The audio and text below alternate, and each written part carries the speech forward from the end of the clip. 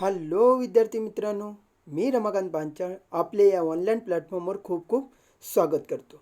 मी रयत शिक्षण संस्थेच्या महात्मा गांधी विद्यालय सावळज, तालुका तासगाव, जिल्हा सांगली या ठिकाणी कार्यरत आहे. आपण 12वीच्या विद्यार्थ्यांसाठी इंग्लिशची सिरीज लॉन्च केलेली आहे. तर आजपर्यंत आपले 9 पार्ट या चॅनलवरती अपलोड झालेले आहेत. तुम्ही जर कोणी पाहिले नसतील तर ते कृपया पाहून घ्या. आणि आज आपण करतोय या सिरीजचा 10वा भाग.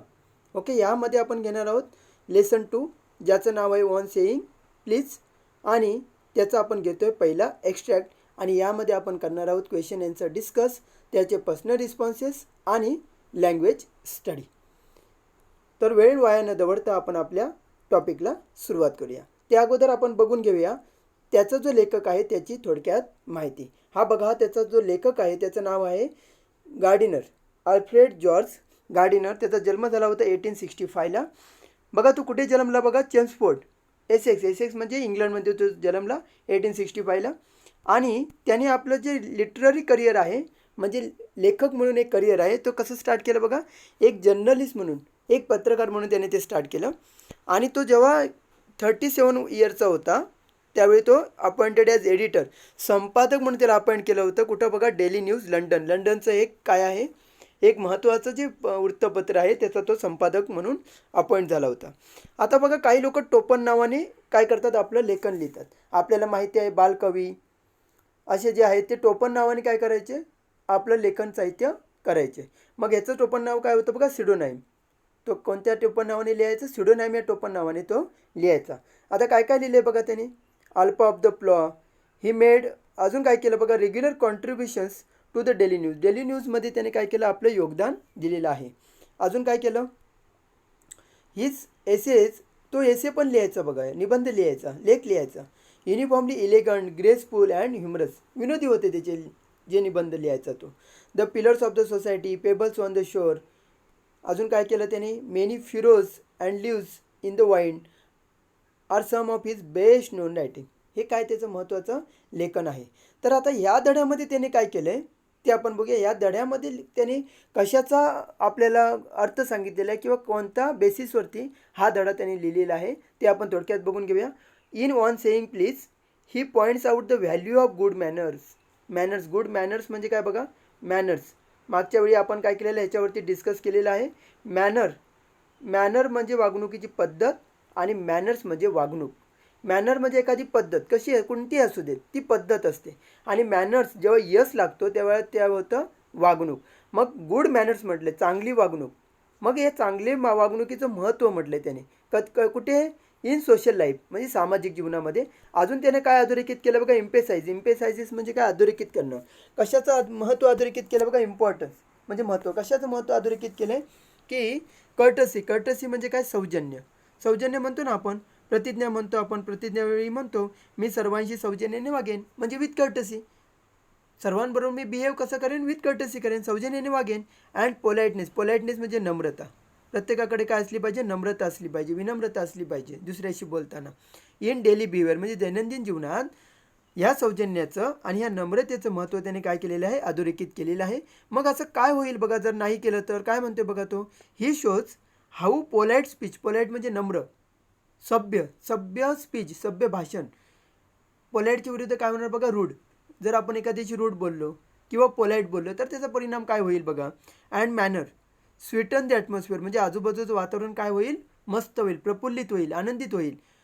अराउंड अँड हाऊ डिसकर्टसी म्हणजे सौजन्याचा अभाव, रूढ वागणूक. आपण जर उद्धट वागलो कोणाबरोबर तर काय होईल, मॅनर स्पॉईल ऑर पॉल्युटेड. त्यामुळे काय होईल, हे जग प्रदूषित होईल, कलुषित होईल, असं लेखकाला या ठिकाणी म्हणायचं. म्हणजे लेखक या धड्यामध्ये शिष्टाचाराचं महत्त्व आपल्याला पटवून देणार आहे. हे साधारण आपल्याला प्रास्ताविकेवरून या ठिकाणी कळतं आहे. तर आपण वेळ वाया न घालवता आपल्या या आजच्या सिरीजला सुरुवात करूया. जो आपण फर्स्ट एक्स्ट्रॅक्ट घेणार आहोत या लेसनचा, त्याला आपण काय करूया, सुरुवात करूया. आता या ठिकाणी एक लेखकाने आपल्याला एक स्टोरी दिली, एक घटना दिली आहे, जी सकाळी एक घटना घडलेली आहे. आणि त्या घटनेच्या अनुषंगाने लेखकाने आपला पाठ पुढे लिहिलेला आहे. आता ती घटना काय आहे ती आपण पहिल्यांदा जाणून घेऊया. बघा काय घटना घडली. द यंग लिफ्टमॅन, हा जो लिफ्टमॅन आहे तो यंग आहे, तरुण आहे. लिफ्टमॅन तुम्हाला माहीत असेल, तुम्ही मुंबईला किंवा पुण्याला जाता किंवा काही विद्यार्थी मुंबईचे असतील सुद्धा, तर ते विद्यार्थी बघा खूप वरती जेव्हा जिने चढायचा त्रास होतो माणसांना, म्हणून त्या ठिकाणी लिफ्ट असतात. आणि काही ठिकाणी त्या बिल्डिंगच्या लिफ्टमध्ये एक लिफ्टमॅन असतो, जो लोकांना काय करतो, त्यांच्या इच्छित मजल्यावरती त्यांना पोचवतो. म्हणजे फ्लोअरवरती तुम्हाला कुठल्या फ्लोअरवरती जायचं त्याप्रमाणे तो तुम्हाला पोचवतो. मग आता या ठिकाणी काय बघा, एक एक यंग लिफ्टमॅन आहे. कुठे आहे तो? सिटी ऑफिसमध्ये. Who threw a passenger out of his lift. काय केलं त्याने बघा, लक्षात घ्या. थ्रोचा भूतकाळ काय असणार? थ्रीव. थ्रो म्हणजे काय करणं? फेकून देणं. आणि थ्रीव म्हणजे काय करणं? फेकलं. कुणाला बाहेर फेकलं आहे? एका पॅसेंजरला बाहेर फेकलं आहे. घटना कळली तुम्हाला? त्या लिफ्टमॅनने काय केलं? इन द अदर मॉर्निंग, त्या सकाळी, एका भले सकाळी एका पॅसेंजरला ह्या लिफ्टमॅनने, यंग लिफ्टमॅनने काय केलं? थ्री आऊट, बाहेर ढकलून दिले. आता का ढकलून दिले ते जरा बघूया. And was fined for the offence was undoubtedly in the wrong. आता या ठिकाणी बघा काय म्हणायचं लेखकाला, की हे जे कृत्य होतं, कुणाचं कृत्य होतं? लिफ्टमॅनचं. कुणाला बाहेर ढकलून दिलं? एका पॅसेंजरला बाहेर ढकलून दिलं. आणि त्यामुळे काय बसलं बघा, त्याला शिक्षा झाली, दंड झाला. कुणाला? लिफ्टमॅनला दंड झाला, त्या माणसाला नाही. लक्षात घ्या, चुकीचा अर्थ घेऊ नका. मी तुम्हाला व्यवस्थित एक्सप्लेन करेन, तुम्ही कॉन्सन्ट्रेशनने ऐका. कारण हा धडा एक फिलॉसॉफी, तत्त्वज्ञान जे म्हणतो ना आपण, त्या तत्त्वज्ञानावरती आधारलेला आहे. जर तुम्ही जराशी मिस्टेक केलात किंवा कॉन्सन्ट्रेट केलात नाही, तर तुम्हाला चुकीचा अर्थ या धड्यामध्ये लागू शकतो. प्रॉपर जर मिनिंग हवं असेल तर प्रॉपरली तुम्हाला कॉन्सन्ट्रेट करावं लागेल. बघा काय म्हणाले लेखक, काय म्हणतो बघा, वॉज फाईन. कोण फाईन झाला? हा लिफ्टमॅन. कशाबद्दल? ऑफेन्स. ऑफेन्स म्हणजे गुन्हा. बघा दोन प्रकारचे गुन्हे या ठिकाणी आपल्याला सांगितलेले आहेत. एक लीगल, कायदेशीर गुन्हा, आणि एक मोरल म्हणजे एक नैतिक गुन्हा. मग कायदेशीर गुन्हा जो घडेल त्याला काय असते? शिक्षा असते. नैतिक गुन्ह्याला कुठेही शिक्षा नाही. अनडाउटेबली म्हटलंय. डाऊट म्हणजे काय? शंका. अनडाउटेबली म्हणजे काय? निशंकपणे, म्हणजे जिथे शंकाच नाही आहे. वॉज इन द रॉंग म्हणजे काय? बघा काय म्हणायचे लेखकाला ते इथे समजून घ्या, की लिफ्टमॅनने त्या पॅसेंजरला बाहेर ढकललं, म्हणून त्या लिफ्टमॅनला काय झाली? शिक्षा झाली.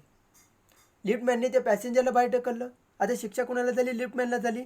मग लेखकाला काय म्हणायचं, या गुन्ह्याबद्दलची शिक्षा त्याला झाली ती अनडाउटेबली रॉंग आहे, चुकीची आहे. लेखकाला असं वाटतं की लिफ्टमॅनला शिक्षा होऊ नये, म्हणून लेखक म्हणतोय की ही शिक्षा जी झाली ती रॉंग आहे, चुकीचं आहे. According to the writer it is wrong. काय रॉंग आहे? लिफ्टमॅनला शिक्षा झाली. The liftman was fined for the offence. लिफ्टमॅनला शिक्षा झाली. Liftman was punish for his offence. Punish झाला आहे तो, शिक्षा झाली आहे. मग ही शिक्षा कोणाला रॉंग वाटते? According to the writer it is wrong. आता का रॉंग आहे बघा, it was a question of please. इथे प्रश्न फक्त काय होता? प्लीज म्हणण्याचा होता. आता कोणी कोणाला प्लीज म्हणायचं आहे ते आपण बघूया. म्हणजे लक्षात येते का तुम्हाला? इथे जी समस्या घडली आहे, हा जो प्रसंग घडलाय ना, तो कशामुळे घडलाय? की प्लीज म्हणण्यामुळे घडलाय. आता कोणी कोणाला प्लीज म्हणायचं होतं ते आता बघूया आपण. The complainant. कंप्लेनंट म्हणजे तक्रारदार. आता तक्रार कोण करेल सांगा? तो पॅसेंजर इथे तक्रारदार आहे. कोण आहे इथे तक्रारदार? पॅसेंजर आहे. लिफ्टमॅन आहे का? नाही. आता पॅसेंजर का तक्रार करेल? कारण त्या लिफ्टमॅनने त्याला बाहेर ढकलून दिलं. त्या पॅसेंजरला जायचं होतं, लिफ्टची सेवा घ्यायची होती, आणि ती सेवा त्या कोणी लिफ्टमॅनने त्याला दिली नाही. म्हणून ह्या पॅसेंजरने काय केली? तक्रार केली. म्हणून त्याला आपण म्हटलं कंप्लेनंट. कंप्लेनंट म्हणजे जो तक्रार करतोय. Entering the lift. हा जो तक्रारदार जेव्हा लिफ्टमध्ये गेला, एंटर करणे गेला, लिफ्टमध्ये शिरला, त्यावेळी काय म्हणाला तो? टॉप म्हणाला. फक्त काय म्हणाला? टॉप. कुठे जायचं त्याला? वरच्या मजल्यावरती जायचं आहे. परंतु बघा, द लिफ्टमॅन डिमांडेड. डिमांड करणं. डिमांड म्हणजे मागणी करणं. आस्ट. डिमांड करणं. काय डिमांड केली लिफ्टमॅनने? काय म्हणाला तो? असं नको, टॉप प्लीज म्हण, नुसतं टॉप नको मला, प्लीज म्हण, मी तुला घेऊन जातो. लिफ्टमॅनला काय म्हणायचं होतं बघा या ठिकाणी? लिफ्टमॅन त्याला सांगितलं की मला तू प्लीज म्हण ना, तू नुसतं टॉप म्हणू नको, प्लीज म्हण, एक रिक्वेस्ट कर मला, तुला घेऊन जातो वरती. And this concession being refuse करणं. रिफ्यूज म्हणजे काय करणं? नकार देणं. रिफ्यूजच्या विरुद्ध काय बघा? ॲक्सेप्ट.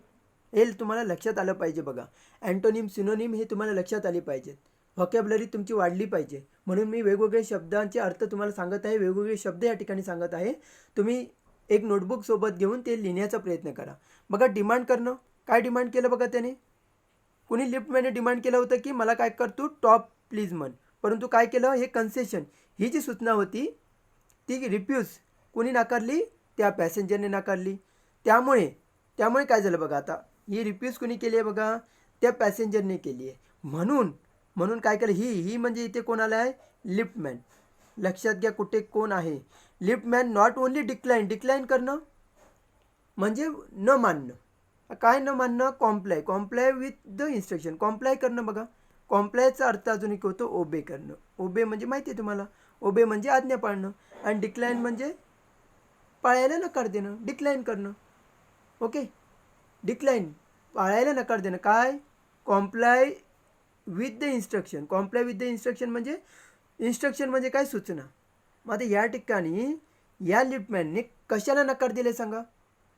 सूचनांचं पालन करायला नकार दिला. तर सूचना कोणी दिली होती? या बघा, या पॅसेंजरने सूचना दिली होती. हा बघा, हा पॅसेंजर आहे ना, याने सूचना दिली होती. काय सूचना दिली होती? टॉप, मला वरती जायचं आहे.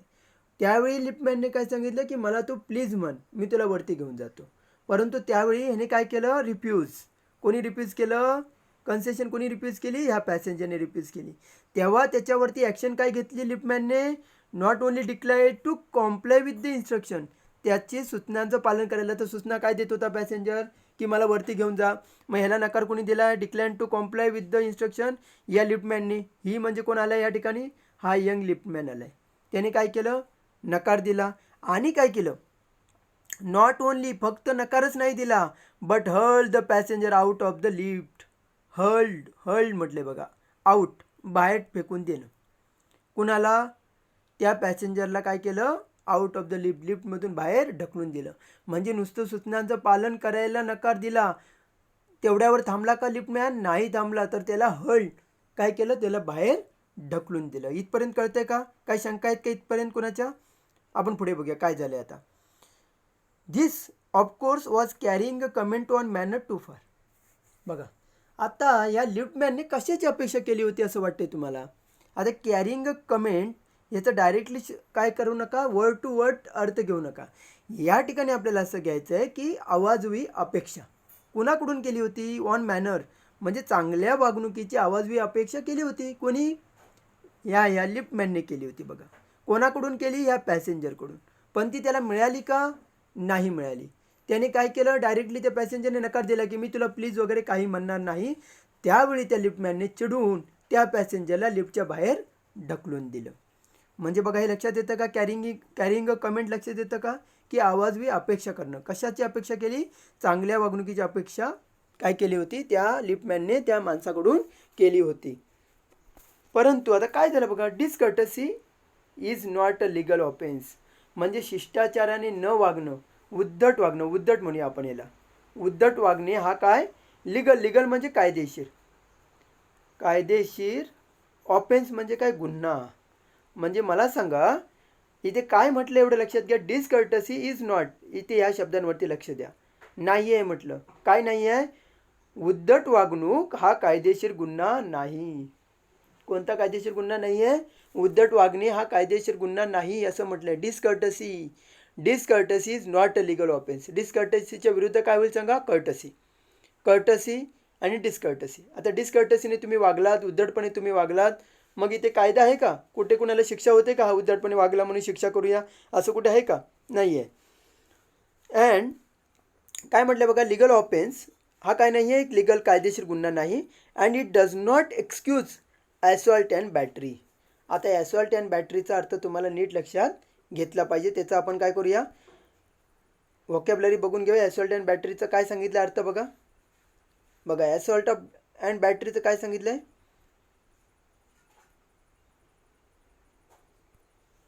ॲसॉल्ट अँड बॅटरी. तुम्ही हा बॅटरीचा अर्थ असा घेऊ नका. बघा, मोबाईलमध्ये आपल्याकडे बॅटरी असते, तिथला अर्थ या ठिकाणी येणार नाही. शब्दशः अर्थ या ठिकाणी येणार नाही. तर ॲसॉल्ट अँड बॅटरी म्हणजे काय? An attack which includes not only threat म्हणजे धमकी देणे. म्हणजे असा अटॅक की ज्यामध्ये फक्त धमकी नाही आहे, तर also the actual use of physical violence म्हणजे तुम्हाला शारीरिक इजा होणे. ॲसॉल्ट अँड बॅटरी म्हणजे शारीरिक इजा होणे. कोणतरी तुम्हाला शारीरिक इजा करते, नुसती धमकी देत नाही आहे, तर शारीरिक इजा पण करते. त्याला आपण म्हणायचं ॲसॉल्ट अँड बॅटरी. लक्षात आलं? नाही तर तुम्ही बॅटरी म्हणजे ती मोबाईलची बॅटरी असते तसा काहीतरी अर्थ घ्याल, तर या ठिकाणी तसा अर्थ येणार नाही. की यामध्ये असा येईल की हल्ला करणं नुसतं धमकीने नाही, तर त्यामध्ये तुमची शारीरिक कोणाला तरी इजा करणं असा अर्थ या ठिकाणी होईल. बघूया आपण काय म्हटलं या ठिकाणी. बघा, काय म्हटलं, डिसकर्टेसी हा काय नाही आहे, लिगल ऑफेन्स नाही आहे, कायदेशीर गुन्हा नाही. And it does not excuse. बघा, एक्सक्यूज म्हणजे तुम्हाला परवानगी देत नाही. कशाची परवानगी देत नाही? ॲसॉल्ट अँड बॅटरी. समजा समोरचा माणूस उद्धटपणे वागतोय, लक्षात घ्या, आणि त्याच्यावर तुम्हाला ॲसॉल्ट अँड बॅटरीची परवानगी मिळणार का? नुसती धमकी नाही द्यायची तर शारीरिक इजा पोचवायची तर नाही, एक्सक्यूज नाही आहे. त्याच्यावर तुम्हाला अशी परवानगी नाही की त्याला तुम्ही शारीरिक इजा करा. जर तुमच्यावर कोणतरी उद्धटपणे वागत असेल तर तुम्ही त्याला शारीरिक इजा करू शकत नाही. त्याच्यावर तुम्ही काही हल्ला करू शकत नाही की तो उद्धटपणे वागतोय. एखादा माणूस उद्धटपणे वागतोय, डिसकर्टसीने वागतोय तुमच्याबरोबर, म्हणून तुम्ही त्याच्यावर हल्ला करू शकत नाही, तुम्ही त्याला इजा करू शकत नाही, असं लेखकाला या ठिकाणी म्हणायचं आहे. लक्षात येतं आहे? बघा, discourtesy is not a legal offence, हा कायदेशीर गुन्हा नाही. And it does not excuse assault and battery, म्हणून तुम्ही त्याच्यावर शारीरिक इजा करू शकत नाही किंवा शारीरिक हल्ला करू शकत नाही. परंतु कधी करू शकता? लेखक काय म्हणतो बघा, if a burglar breaks into. आता ब्रेक्स इंटूचा लक्षात घ्या अर्थ. ब्रेक्स इंटू ही काय आहे? एक फ्रेज आहे. ब्रेक्स इंटू म्हणजे एखादं गोष्ट फोडून आतमध्ये घुसणे, म्हणजे दरवाजा तोडून आत घुसणे किंवा खिडकी तोडून आत घुसणे. म्हणजे चोर कसे येतात? चोर काय करतात? दरवाजे तोडून आत येतात, कुलूप तोडून आत येतात, म्हणजे ते काय करतात? ब्रेक्स इंटू, म्हणजे ते काहीतरी तोडून आतमध्ये घुसतात. मग आता समजा एखादा बर्गलर म्हणजे कोण? चोर तुमच्या घरात शिरला. ब्रेक्स इंटू माय हाऊस, माझ्या घरात शिरला असं लेखकाला म्हणायचं आहे. And I knock him down. आता एखादा एक चोर घरात शिरला तर तुम्ही त्याचं काय स्वागत करणार आहे का? की बरं झालं बाबा चोर आला, खूप बरं वाटलं, खूप दिवस आम्ही वाट बघत होतो, असं काय करणार आहेत का तुम्ही? तर त्याला काय करणार? तुम्ही त्याला इजा पोहोचवणार, नॉक हिम डाऊन. मगाशी लेखकाला काय म्हणायचं होतं की एखादा उद्धटपणे वागतोय म्हणून तुम्ही त्याच्यावर हल्ला करू शकत नाही, शारीरिक इजा करू शकत नाही. परंतु एखादा चोर जर तुमच्या घरात शिरला तर तुम्ही त्याला काय करू शकता? त्याला मारू शकता. नॉक हिम डाऊन म्हणजे त्याला मारणे. आणि काय म्हटलंय बघा, द लॉ विल अक्विट मी. आता या ठिकाणी लॉ मला काय करेल? परवानगी करेल. अक्विट परवानगी करेल, मला परवानगी देईल, चालेल, माफ करेल मला, की मी त्याला एखाद्या चोर घरात शिरला, मी त्याला मारलं, चालेल. लॉ मला कायदा काय करेल? यापासून मुक्तता करेल. परंतु आणखीन काय म्हटलं बघा, and if I am physically assaulted. आता फिजिकली असॉल्टेड म्हणजे मला एक शारीरिक इजा झाली, कोणीतरी मला शारीरिक इजा केली. असॉल्ट करणं, असॉल्टचा अर्थ आपण या ठिकाणी बघितलेला आहे की मला कोणीतरी शारीरिक इजा केली, तर मी काय करू शकतो बघा, इट विल परमिट म्हणजे मला परवानगी देणे, मी टू रिटेलिएट.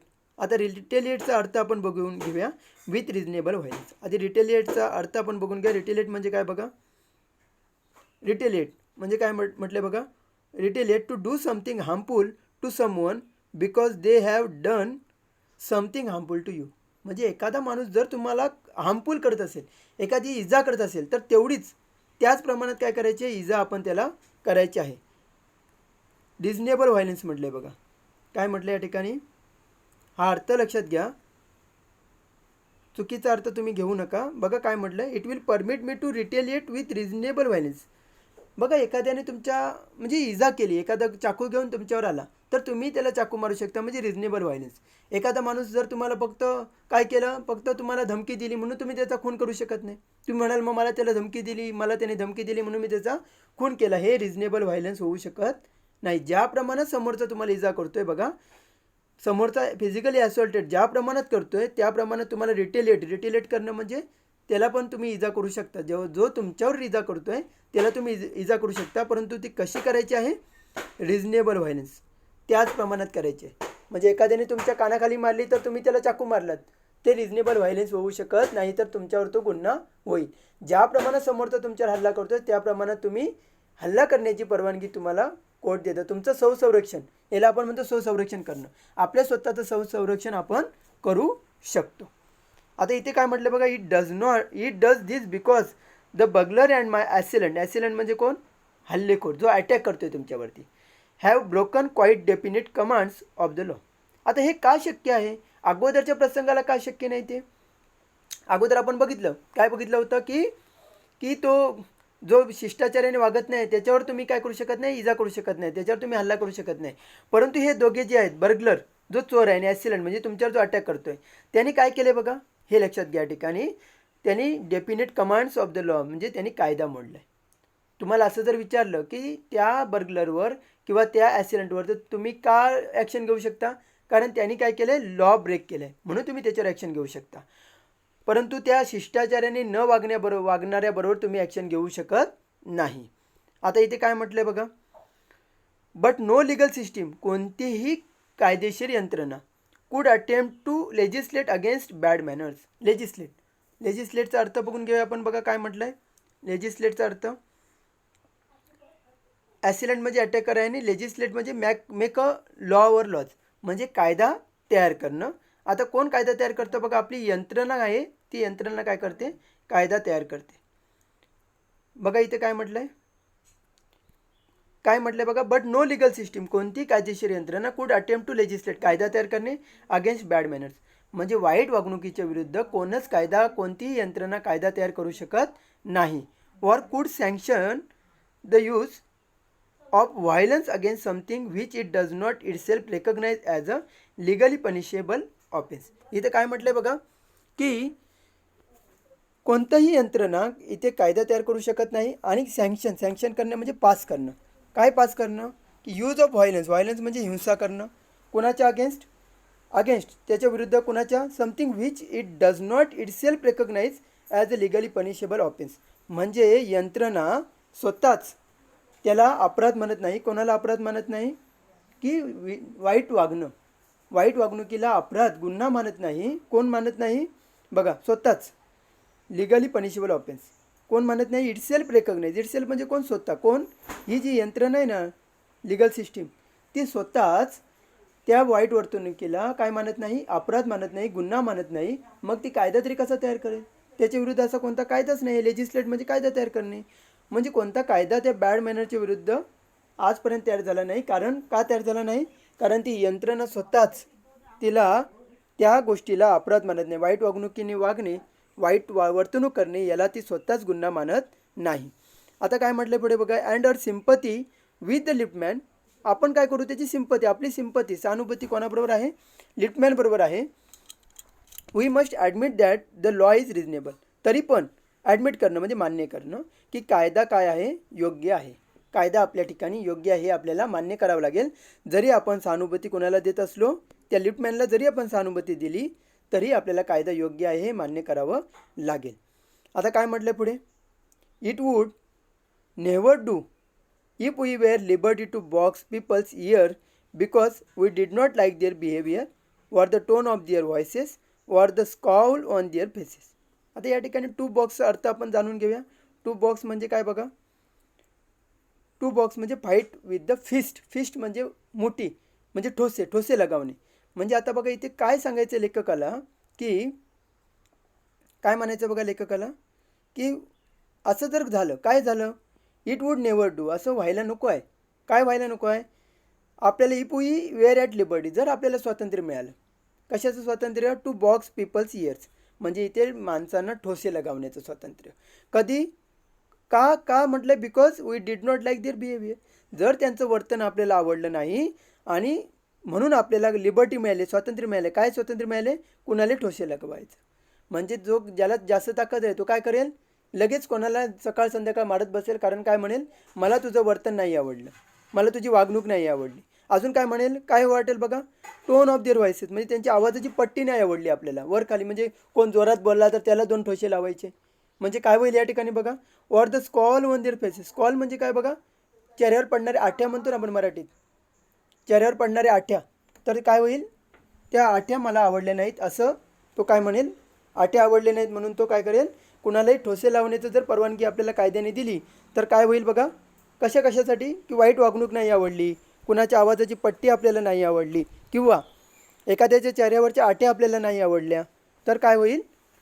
असं व्हायला नको असं लेखक म्हणतोय. अशी जर परवानगी मिळाली तर काय होईल? अशी परवानगी आपल्याला नको आहे, असं होणार नाही, म्हणजे उपयोगी होणार नाही. ते काय उपयोगी होणार नाही? जर आपल्याला स्वातंत्र्य मिळालं टू बॉक्स म्हणजे फाईट करण्याचं, कुणालाही मारण्याचं, कधी?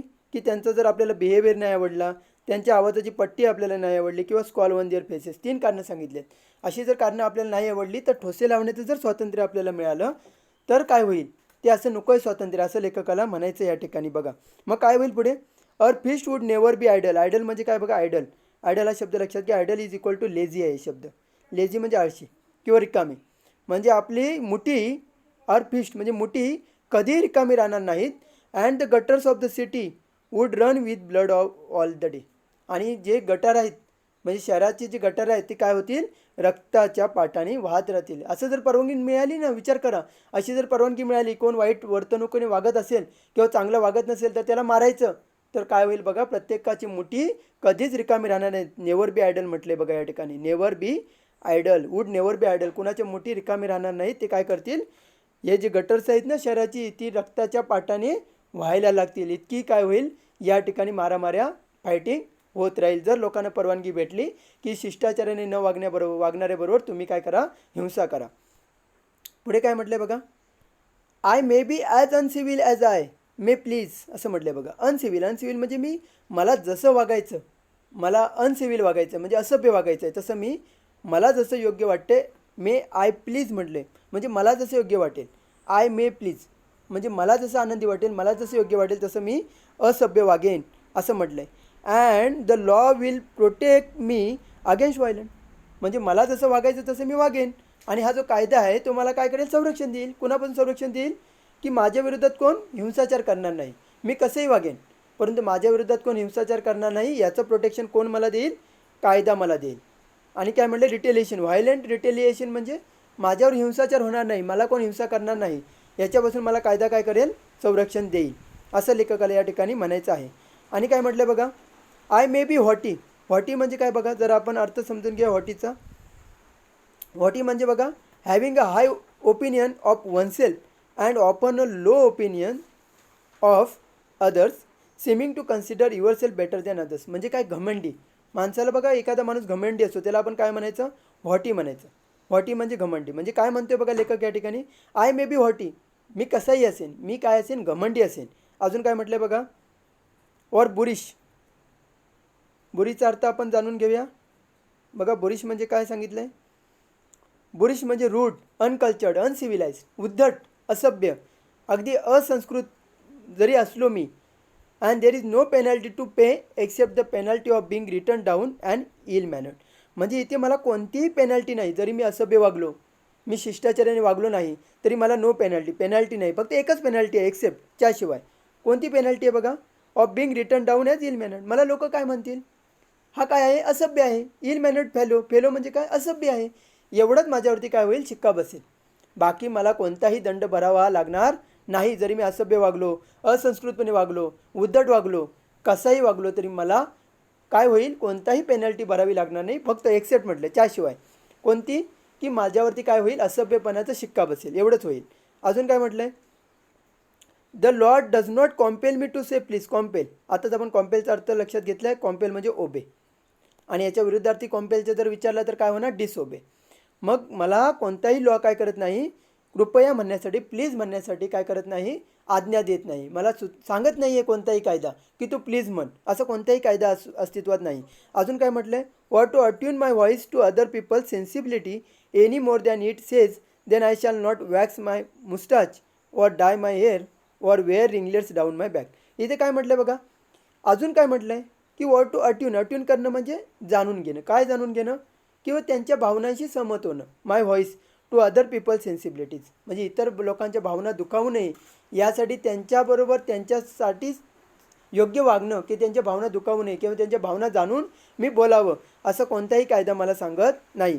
अजून काय म्हटलं बघा, एनी मोर दॅन इट, त्याच्यापेक्षा जास्त. काय म्हटलं बघा, says that I shall not wax my moustache, म्हणजे मी मिशा काढीन किंवा मी मिशा ठेवीन, याबद्दलही कायदा मला काही सांगत नाही.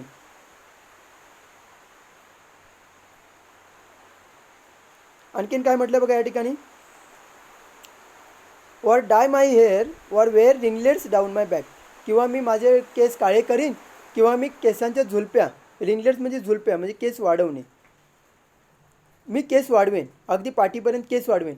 मला कोणताही कायदा सांगणार नाही की तू मिशा वाढव, मिशा काढून टाक, किंवा केस काळे कर किंवा करू नको, की आपले केस वाढव, रिंगलेट्स म्हणजे अगदी ते झुलप्या वाढव पाठीपर्यंत, असा कोणताही कायदा मला सांगत नाही. अजून काय म्हटलं आहे बघा, अजून काय म्हटलं आहे, it does not recognise the laceration. लॅसरेशनचा अर्थ आपण जाणून घेऊया. लॅसरेशन म्हणजे काय बघा, लॅसरेशन म्हणजे अ कट ऑर टिअर. इथं काय घ्यायचा अर्थ, इमोशनली हर्ट, भावनिक दुखावणे. बघा, भावनिक दुखावणे, दुखापत होते, भावनिक दुखापत होते. आपण काय होतं, एखादं कोणतरी बोलला तर ते आपल्या मनाला लागतं. माझं इथे काय म्हणायचं बघा, it does not recognise the laceration of feelings, म्हणजे आपल्या भावनांचं काय होणे, दुखापत होणे किंवा भावनिक आपले काय होणे, नुकसान होणं, भावनिक नुकसान होणं. As a case for compensation, compensation म्हणजे मोबदला, एखाद्या गोष्टीचा मोबदला म्हणतो ना, म्हणजे एखादं तुमचं काय झालं, भावनिक दुखापत झाली, तुमच्या भावना दुखावल्या गेल्या, तर त्या ठिकाणी कोणताही काय नाही आहे, इथे मोबदला मिळत नाही की तुमच्या भावना दुखावल्या म्हणून तुम्हाला मोबदला मिळेल, असं काही एक होत नाही. There is no allowance, allowance म्हणजे पण भरपाई for moral and intellectual damages in their matter. बघा कोणत्याही, बघा इथे मोरल म्हटले, मोरल डॅमेज म्हणजे मोरल नैतिक, मोरल म्हणजे काय नैतिक, आणि इंटेलेक्च्युअल म्हणजे बौद्धिक. मग आता बौद्धिक नुकसान आणि ह्या नैतिक नुकसानीला कोणताही अलाउन्स म्हणजे कोणतीही भरपाई आपल्याला मिळत नाही. कोणत्या कोणत्या मिळत नाही, जर तुमची बौद्धिक नुकसान भरपाई झाली किंवा तुमचं नैतिक नुकसान झालं तर त्यामध्ये तुम्हाला कोणताही अलाउन्स म्हणजे भरपाई तुम्हाला मिळत नाही, असं लेखकाला या ठिकाणी सांगायचं आहे. तर आपण याच्यावरचे क्वेश्चन आन्सर बघून घेऊया. बघा पहिला आहे ग्लोबल अंडरस्टँडिंगचा भाग, त्यामध्ये आपल्याला सांगितलं आहे read the following sentences and find out true और false sentences, correct the false sentences. काय म्हटलं आहे बघा, the liftman invited passenger in to the lift, म्हणजे बघा लिफ्टमॅनने इन्व्हाइट केलं, आमंत्रित केलं त्या पॅसेंजरला, असं आहे का, नाही आहे, चुकीचं आहे, रॉंग आहे ते सेंटेन्स. मग करेक्ट सेंटेन्स काय बघा, the liftman through the passenger out of the lift, म्हणजे पॅसेंजरला त्या लिफ्टमॅनने बाहेर ढकलून दिले, हे खरं आहे, आमंत्रित नाही केलं. आता पुढे काय म्हटलं बघा, if you knock down the burglar the law will acquit you, मग जर तुम्ही एखाद्या चोराला मारहाण केली तर लॉ काय करेल, तुम्हाला कायदा काय करेल, माफ करेल. मग हे काय ट्रू सेंटेन्स आहे, होय बघितले आपण. There is no legislation against bad manners, म्हणजे एखादा वाईट वागणुकीच्या विरुद्ध कायदा आहे का, देअर इज नो लेजिस्लेशन, कायदा आहे का, नाही आहे, ट्रू सेंटेन्स आहे. The complainant had to pay a fine, बघा कंप्लेनंट तक्रारदार, तक्रारदारला फाईन भरावा लागला का, बघा परत एकदा आपण धड्याच्या सुरुवातीलाच बघितलं होतं, फाईन कुणाला भरावा लागला, लिफ्टमॅनला भरावं लागलं. The liftman had to pay a fine, not the complainant, complainant नाही, कंप्लेनंट म्हणजे चुकीचं आले, या ठिकाणी लिफ्टमॅन हा शब्द हवा होता. त्यानंतर आपण बघूया कॉम्प्लेक्स फॅक्च्युअलचे question. Explain the penalty if any that one has to pay one is if one is rude or boorish, असं विचारले तुम्हाला, कोणते दंड जर असेल तर कोणाला, की एखादा माणूस रूढ उद्धटपणे वागतोय, असभ्यपणे वागतोय, त्याला कोणतं पेनल्टी दंड आहे का, असं तुम्हाला प्रश्न विचारलेला आहे. मग आपण धड्यामध्ये बघितलं होतं की कोणतीही पेनल्टी नाही, there is no penalty to pay if one is rude or boorish, जर एखादा रूढ वागतोय, असभ्य वागतोय, तर त्याला कोणतीही पेनल्टी नाही. एक्सेप्ट, त्याशिवाय कोणती पेनल्टी बघा, the penalty of being called a ill mannered person, फक्त त्याला असभ्य माणूस म्हणतील एवढीच त्याला पेनल्टी आहे, इतर कोणतीही पेनल्टी त्याला नाही. असभ्य म्हणतील एवढीच पेनल्टी आहे, कोणता दंड भरावा लागणार नाही. Explain what the liftman wanted the passenger to do, तुम्हाला असं सांगायचं की लिफ्टमॅनला त्या पॅसेंजरकडून काय हवं होतं किंवा पॅसेंजरने काय करावं असं लिफ्टमॅनची इच्छा होती. अँड व्हॉट हॅपन आफ्टरवर्ड्स, आणि त्यानंतर काय घडलं. The passenger on entering the lift set top, काय म्हणाला तो पॅसेंजर, की फक्त टॉप म्हणाला. लिफ्टमॅन काय म्हणाला, the liftman wanted him to say please, liftman काय म्हणाला, तुम्हाला प्लीज म्हण.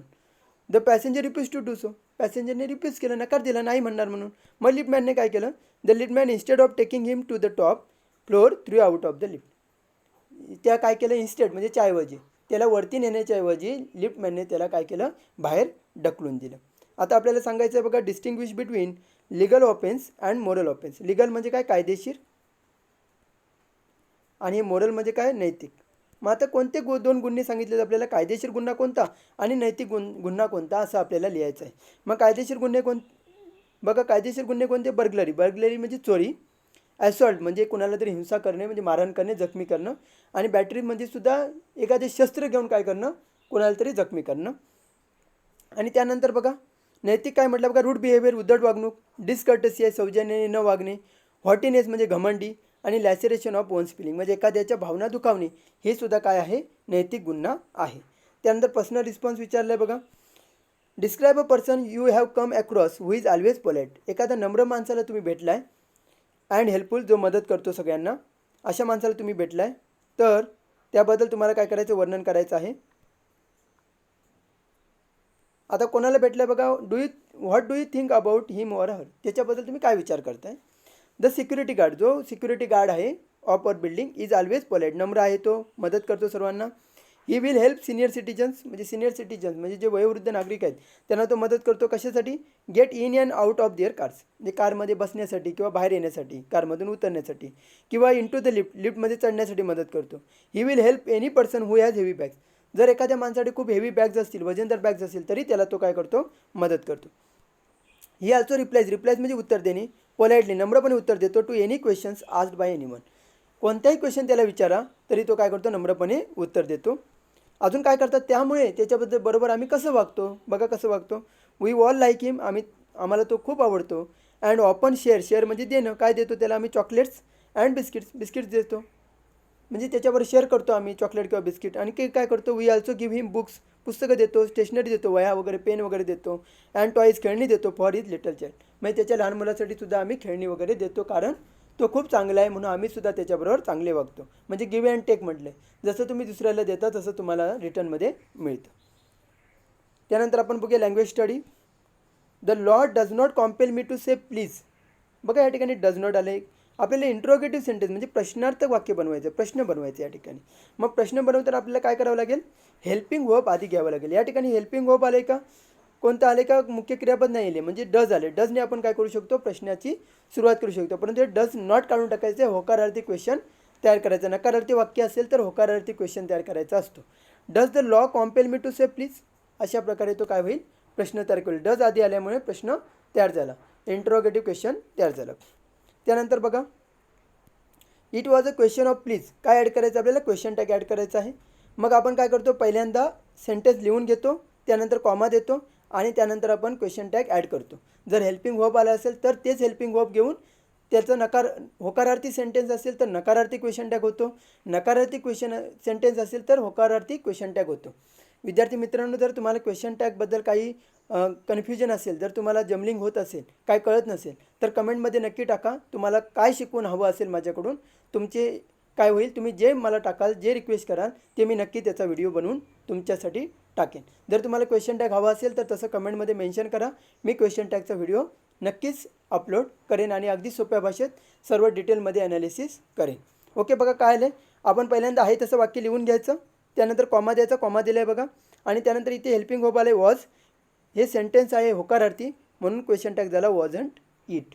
ओके, त्यानंतर आपल्याला सांगितलं आहे, it will permit me to retaliate with reasonable violence. आणि आपल्याला काय करायचं, फिनाईट आणि non finite verbs. Finite verb म्हणजे काय, बदलणारी व्हर्ब्स, आणि नॉन फिनाईट म्हणजे न बदलणारी. नॉन फिनाईटमध्ये कोण येतात, जेरंड येतं, इन्फिनेटिव्ज येतात. हे नॉन फिनाईटमध्ये येतात कारण ते बदलत नाहीत. टूच्या नंतर जे काही येईल वाक्यामध्ये, टूच्या नंतर जे काही येईल ते नॉन फिनाईट असतं, ते बदलत नसतं. फिनाईट बघा, विल परमिट हे बदलणार आहे. इथे जर तुम्ही दुसरं काहीतरी लावलं तर ते बदलू शकतं, किंवा भूतकाळ भविष्यकाळानुसार ते बदलू शकतं. परंतु नॉन फिनाईट, टू रिटेलेट, कोणत्याही काळामध्ये टू रिटेलेट म्हणजे ते आहे तसंच राहणार, म्हणून त्याला आपण नॉन फिनाईट वर्ब म्हणतो. जर तुम्हाला फिनाईट वर्ब आणि नॉन फिनाईट वर्बसुद्धा शिकून हवे असतील तर नक्की कमेंटमध्ये मेन्शन करा.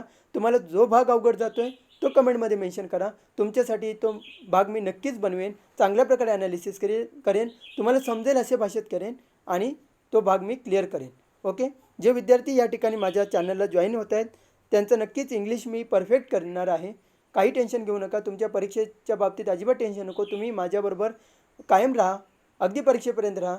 तुमचा 90+ स्कोअर काढण्याची बांधिलकी मी घेऊनच हा उपक्रम चालू केलेला आहे. विद्यार्थी मित्रांनो, तुमच्यासाठी चालू केला आहे.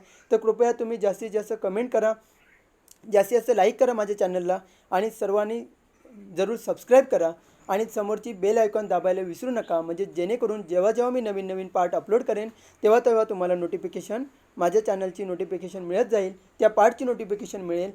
आणि बघा, तुमचाच फायदा होईल की तुम्ही जोपर्यंत माझ्या चॅनलला जॉईन राहाल तुमचं इंग्लिश काय करणार, मी परफेक्टच करणार आहे. कृपया जास्तीत जास्त विद्यार्थ्यांपर्यंत माझा चॅनल शेअर करा, जास्तीत जास्त लोकांपर्यंत हा उपक्रम पोहोचू दे. अगदी गरीबातल्या गरीब आणि अगदी खेड्यातल्या विद्यार्थ्यापर्यंत हा उपक्रम पोहोचू दे अशी मी अपेक्षा करतो. तुम्ही माझं चॅनलला जॉईन केलात, ऐकून घेतलात त्याबद्दल थँक्यू व्हेरी मच.